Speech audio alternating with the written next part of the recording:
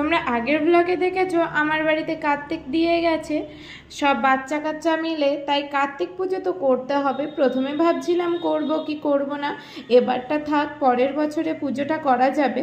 তারপরে মনে হলো না, এবছরেই পুজোটা দিয়ে দেওয়া যাক, কারণ পরের বছরে যদি কোনো সমস্যা হয় তখন আর পুজোটা দেওয়া হবে না।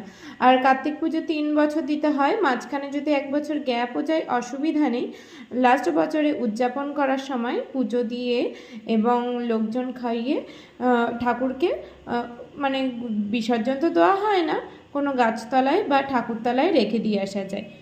তো সেরকমভাবেই অনেক আলোচনা করার পরে আমরা ঠিক করি যে না, অবশেষে আমরা পুজোটা করব। তো সকাল সকাল ডিউটিতে যাব বলে রেডি হয়ে গিয়েছি।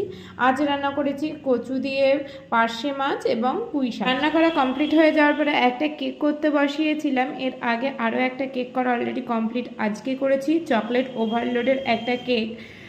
আর এখানে একটু চা বসিয়ে নিয়েছিলাম খাবো বলে। তো কেকটা দেখো কত সুন্দর ময়েস্ট এবং সফট হয়েছে। এটা করেছিলাম আমার ননদ মানে দিদিভাইয়ের জন্য। দিদিভাই আজকে আমাদের বাড়িতে আসবে, আর আমি যেহেতু বাড়িতে থাকবো না, ডিউটিতে যেতে হবে, তাই সকালেই কেকটা আমি বানিয়ে রেখে এসেছিলাম। তারপরে গাড়িতে চলে এসেছি এবং আজকে যেন প্রচণ্ড ভিড় হয়েছে বাসে, এবং বাস থেকে নেমে টোটোয় করে এসে সোজা চলে আসলাম চেম্বারে।